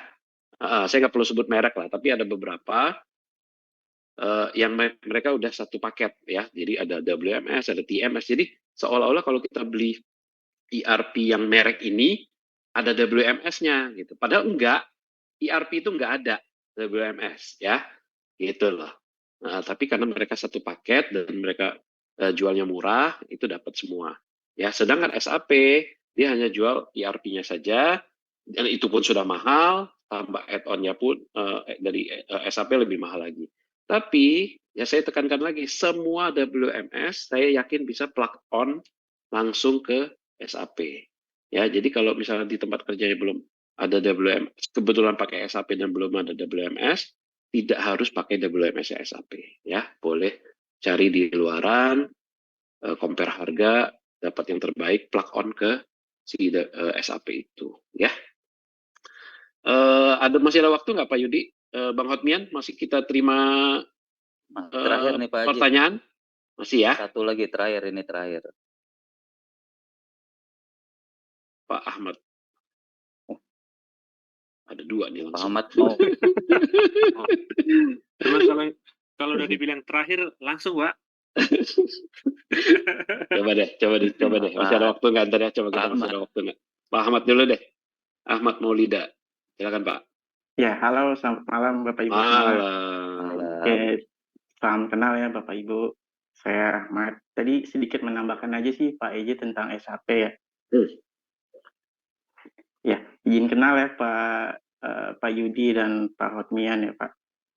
Oke, jadi kalau yang saya tahu memang SAP ini kan sistem aplikasi of data processing ya. Dia memang hampir berasal dari Jerman. Nah, beberapa jasa itu dia ada tiga kategori yang saya tahu ya. Jadi dia ada SAP Business One, terus dia mencakup tentang warehouse management, atau yang sebelumnya hanya mungkin inventory management. Nah, mungkin yang biasa teman-teman ketahui itu di SAP hanya ada kode plan, lalu ada kode slot ya, storage location. Lalu ada lagi yang lebih ditingkatin, itu namanya WMS. Nah, dia sampai ke indikator lokasi, itu ada. Jadi ada beberapa 3PL yang memang cover sampai fasilitas itu. Lalu yang kedua itu ada SAP yang lebih tinggi lagi, itu yang tadi dibilang Pak Hina ya, ada Extended Warehouse Management. Jadi ini lebih bagus lagi, WM plus yard management. Jadi mulai dari transportnya itu udah dikasih appointment, mulai dari order itu sudah sampai seluk-beluk transportasi dia udah tahu. Lalu ada lebih lagi di SAP Forana, itu lebih lagi untuk semua processing dari HRD, lalu ada manufacturing, procurement, sampai ke financial, itu semua all in di SAP itu, jadi semuanya terhubung di transaksi accounting. Itu aja sih Pak Haji tambahannya. Terima kasih Pak. Iya, thank you. Ya, SAP HANA, SAP IWM, Yard Management System. Ya, jadi gini, itu paket yang dia jual, gitu kan ya. Jadi kalau sebagai ERP, dan kebanyakan kalau di Indonesia, SAP itu ERP-nya saja. Cuman itulah kenapa ya ERP yang belakangan ini keluar ya, mereka tuh langsung jual paket komplit karena mereka mulai sadar user itu maunya paket komplit gitu loh, ya kan, tanpa dia mau tahu ini tuh ERP hanya untuk mencatat transaksi loh ya. Dia nggak mau tahu, pokoknya saya maunya ini semua gitu. Nah, nanti lihat deh ya, yang nggak tahu itu lokal apa dalam negeri ya, pokoknya merek-merek yang lumayan ada di billboard sekarang itu loh. Coba aja cek ya. Itu mereka dari Perancis juga kalau nggak salah itu. Coba cek deh. Ya, mereka udah menawarkan komplit ya. Tapi kalau SAP asal mulanya memang hanya segitu. Tapi SAP kan juga nggak bodoh ya. Maksudnya, oh ini ada nih keperluan untuk ke sana, untuk ke operation ya. Makanya dia membuat add-on atau dia menambahkan versi ya. Jadi thank you Pak, siapa tadi? Pak Ahmad mau di Iya, thank you Pak tambahannya. Boleh nggak kita satu lagi nih? Awe ini siapa sih? Pak Awa. Masa sih? Bukan. Pak Awa. Oh iya. Oh ya kan. Temen gue. Maaf. Wah, kita ini. Ya, silakan. Silakan. Pak Awa. Besok anak-anak pada hari pertama sekolah, jadi saya tadi sambil nyiapin anak terus. Kirain lagi kasih motivasi ke tim Spanyol atau tim Inggris. Mungkin sedikit sharing saja Pak Haji, Pak Yudi, Pak Hotmian. Jadi tadi kan ngomongin warehouse improvement dengan adanya WMS, itu luar biasa improvement. Kalau dari tidak ada WMS dengan ada WMS itu memang luar biasa. Dari ibaratnya dari kita buta terhadap location di warehouse menjadi ada titik terang lah, cahayanya ada di mana lokasi suatu barang. Tadi pertanyaan pertama kan terkait dengan itu ya Pak Haji. Cuman mungkin saya sedikit nambahkan bahwa sudah ada WMS pun, sudah ada WMS, itu potensi improve-nya masih jauh lebih banyak lagi juga. Jadi yang tadinya kita misalnya hanya sekedar untuk melakukan pencatatan di mana harus menempatkan barang, WMS kita itu bisa dididik juga untuk menjadi lebih pintar gitu. Jadi misalnya penambahan put away strategi ataupun picking strategi yang tadinya masih hanya based on apa yang ada di lokasi itu yang sudah bagaimana di manage, tapi di WMS juga bisa dibuat kalau misalnya dalam periode tertentu bisa dihitung mana yang fast moving, mana yang slow moving, mana yang medium moving, mana yang memang inventory turnover-nya tinggi atau rendah, kemudian logic itu bisa kita didik ke WMS-nya. nanti akan bisa kita masukkan juga logik bahwa put away strateginya pada saat barang masuk akan ditempatkan di mana supaya memang paling produktif untuk warehouse operasional. Itu juga mungkin beberapa hal yang bisa kita tambahkan di improvement di WMS. Itu sedikit tambahan Pak Ajay, Pak Hotmian, mungkin terkait dengan bagaimana improve productivity di warehouse. Kalau yang SAP menarik, saya setahun terakhir ini memang dipaksa untuk belajar SAP. Sebelumnya saya nggak pernah pakai SAP, Pak. Tapi setahun ini saya pakai SAP dan benar memang itu sangat powerful dari end to end itu. Finance itu dengan melihat satu page dia sudah bisa melihat bagaimana performance sebuah perusahaan, dan memang di sana kekuatannya si SAP ini, dan extensionnya banyak betul. Saya juga pakai BW HANA, pakai beberapa Looker Studio yang terkait juga dengan si SAP, juga pakai extension warehouse management. Jadi secara plan, kemudian S-log hanya berhenti di situ, tapi warehouse manajemennya harus ada add-on yang tadi. Dan beberapa juga yang harus di external warehouse belum bisa terhubung, kita harus linkkan lagi dengan hal lain, ada bar flow, ada WMS-nya 3PL lagi, dan memang harus sangat disupport dengan warehouse. Tapi kalau untuk masalah inventory management, SAP sudah canggih, sudah jauh, dia bisa menghitung. Tadi ada pertanyaan juga yang dari terkait spare part yang di kontainer 40 feet yang susah di manage itu, kalau sudah pakai SAP seharusnya dari sisi planner sebenarnya sudah bisa kelihatan bahwa secara MRP akan seperti apa trennya, plus bagaimana arbitration yang bisa dilakukan seperti masukannya Mbak Dani tadi. Jadi tidak sekedar berdasarkan tren historical, tapi sebenarnya untuk forecasting ke depan apa yang bisa dimasukkan sebagai parameter untuk inputannya si SAP. Karena SAP sekedar menghitung, tapi apa arbitration itu apa ya? Apa maksudnya? Mau di adjust berapa persen, mau diarahkan ke kanan ke kiri, tergantung simulasi yang diberikan oleh si planner inputnya. Mungkin itu Pak, sedikit ya. Udah pada ngantuk juga kayaknya. Iya benar-benar. Ini SAP memang ini sih, memang komplit ya, dan ya dia mahal for a reason gitu kan ya. Oke, thank you Agus. Mungkin udah ya, kita tutup sesi tanya jawabnya. Ini juga udah jam 9.36. Sebelum kita bubar, soalnya dari tadi kita nggak dengar suaranya Pak Handra Tama, betul nggak?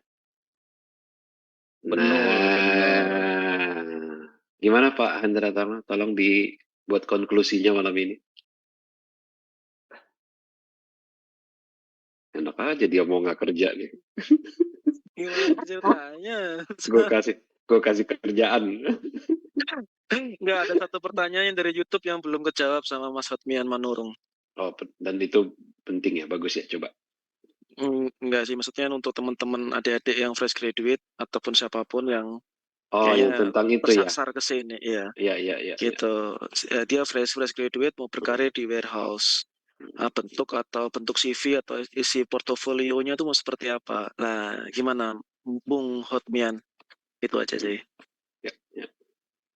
Sorry Pak, apa tadi? Sorry, belum nyimak. Fresh graduate, anak fresh graduate, kalau mau berkarir di warehouse, kira-kira CV atau portofolionya mau didesain seperti apa ini? Isinya mau seperti apa? Gitu. Oke, mungkin salah satunya adalah ikut podcast seperti yang kita lakukan sekarang ya. Yang kedua, mungkin dia bisa ikut sertifikasi beberapa hal yang berkaitan dengan warehouse gitu ya. Misalnya kayak contohnya warehouse management dan lain-lain gitu sih. Dan itu semua bisa ditaruh di CV apabila dia belum punya pengalaman. Cuman kalau misalnya dia sudah punya pengalaman, itu lebih baik. Gitu. Mungkin itu sih dari saya, Pak. Ya, Kalau tuh. misalnya yang lain boleh tambahkan, boleh. Oh, langsung saya tambahkan, ya kan? Ya sebaiknya dia ngambil paket Jatayu webinar warehouse management dengan Profesor Yudianto, ya kan? Iya. Sebaiknya itu, Langsung karena itu tuh dari udah hulu ke komplit hilir itu. ya. Nah, Dari hulu ke hilir itu. udah Benar. udah komplit itu, ya kan? Oke. Oke, tadi apa tadi? Pertanyaan dari Mbak siapa tadi ya? U5 Alifani P. Oke, makasih ya Mbak U5 udah nonton kami di YouTube. Oke, walaupun nggak bisa hadir langsung di podcast, tapi masukan dari saya, Excel-nya jangan lupa ya, karena mau dimanapun posisinya, Excel itu masih powerful tools, jadi harus tidaknya udah harus dikuasai, gitu ya. Oke. Lah ini Mbak Dani tadi raise hand kayaknya conclusion-nya ada di Mbak Dani aja ya. Mungkin saya lempar waktu dan tempat di ke Mbak Dani. Astaga. Ya, Jangan gitu loh. Pak. Jangan. Kok curang begini Pak Tama ini? Main lempar-lemparan aja ini. Enggak, ini Ada raise hand yang itu. Ya, silakan Mbak Dani. Pak Hotmian, thank you malam ini ya. Karena kalau pekerja warehouse itu kalau di tempat saya kita sebutnya apa ya? Jago silap. Dia jago silap lagi. Jago sulap. Pesulap. Karena kita sering mengharapkan hal yang luar biasa dari mereka. Jadi padahal memang sangat penting. Kadang orang kadang warehouse itu sering disalahin dan kita tahu sendiri bahwa ya itu tadi kita banyak berharap mereka seperti pesulap yang harus segera jadi karena memang apapun bisnis yang sukses itu pasti awalnya dari warehouse yang pengelolaannya sangat baik ya. Jadi hari ini sangat penting apa yang disampaikan dan yang menarik tadi dari awal sampai akhir yang disampaikan Pak Hotmian itu lebih banyak mengenai arahnya ke arah informasi ya. Karena memang penjualan itu bukan hanya soal produk tapi tentang informasi di mana produk itu nggak akan tetap berada di warehouse sampai informasi itu sampai ke mereka. Jadi tadi menarik tuh ada yang tanya tentang WMS dan lain sebagainya, SAP dan lain sebagainya. Karena memang kalau informasi itu nggak nyampe ke warehouse, dia nggak akan pernah bergerak. Sama seperti beberapa permasalahan yang tadi ditanyakan. Maka cukup penting yang hari ini dibahas. Terima kasih. Jadi kita bakal belajar ilmu sulap dari Pak Yudi itu ya? Ya, bulan Agustus udah kita siapkan. Ilmu sulap ya, diganti deh nama ininya, nama webinarnya. Ilmu sulap. Ya. Ilmu sulap. Ya, Pak Handra jangan kabur ya. Silahkan lanjutkan. Nah iya tetap harus closing statement. Bisa begini, datangnya belakangan ya jadi conclusion begini. Salah sendiri datang belakangan. Oke. Apa namanya? Ya dah. Tadi hari ini podcastnya luar biasa ya. Bahkan mungkin tadi sampai kalau saya lihat sih sampai 65 ya. Tadi Pak Aceh bilang, enggak sampai 70. Sampai 70 gitu ya, luar biasa. Jadi masih seksi sekali itu warehouse itu ya, seksi. Jadi jangan lewatkan untuk webinar besok di bulan depan Agustus, komplit hulu ke hilir, mulai dari tata letak sampai strategik sampai ke fraud-nya juga. Intinya di warehouse, wah itu semuanya.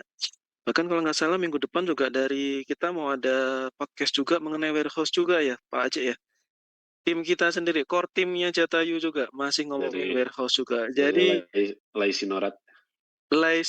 Nah, jadi benar-benar temanya Jatayu beberapa pekan ke depan ini warehouse. Nah, bagi teman-teman yang masih mencintai warehouse, ya stay tune aja. Dan saya cuma mengingatkan dasar dari warehouse sendiri. Sering di beberapa webinar atau beberapa pertemuan dengan saya ingin teman-teman tahu bahwa warehouse itu sebenarnya apa sih gitu ya. Nggak cuma sekedar bilang, oh Pak penyimpanan barang. Ya itu memang apa namanya kamus besar bahasa Indonesianya begitu ya, warehouse, gudang, menyimpan barang. Tetapi ada satu hal yang tadi sebenarnya Mbak Dani sudah bold berkali-kali tadi di statement terakhir, informasi.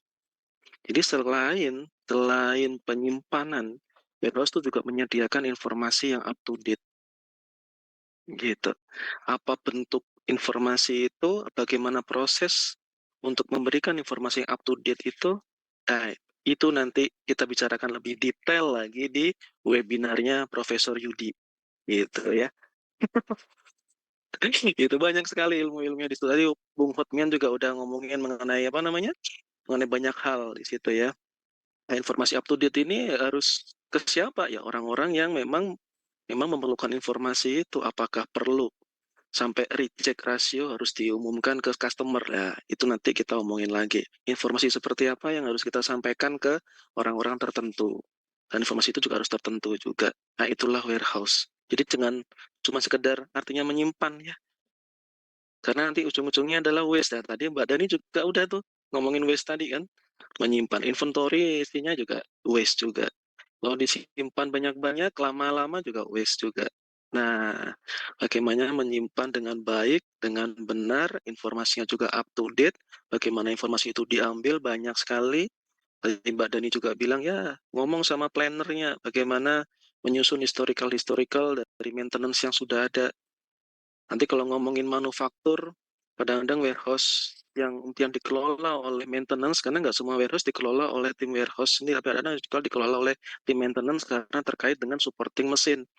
Bagaimana dia harus mengetahui mean time to failure-nya untuk si mesin itu, mean time to repair-nya si mesin itu. Mesin itu ada autonomous maintenance-nya berapa minggu sekali, preventive maintenance-nya, plan maintenance-nya bagaimana lah. Informasi itu yang perlu didapatkan oleh orang warehouse. Jadi orang warehouse jangan pasif. Sekali lagi, nggak cuma nyimpen, taruh di rak-nya, ada order, DO, keluar, selesai. Dah nyaman kali hidupnya ya. Begitu ya. Jadi tetap harus proaktif. Informasi-informasi yang harus disampaikan ke departemen tertentu. Sudah mulai dead stock, sudah mulai slow moving, kapasitinya, okupansinya sudah mulai sudah mulai padat dan sebagainya. Semuanya itu harus diinformasikan ke departemen terkait. Sekali lagi, warehouse tetap harus proaktif karena sekali lagi menyimpan barang-barang yang notabene itu masuk dalam 8 waste. Jadi ya untuk mau belajar tempatnya udah tepat, Jatayu, periodenya juga udah tepat. Ini pekan-pekan warehouse. Silakan menikmati. Semoga bermanfaat, saling menebar manfaat. Oke. Terima kasih semuanya. Saya kembalikan ke shift-nya, Pak Yudi, monggo. Gue ada bocoran.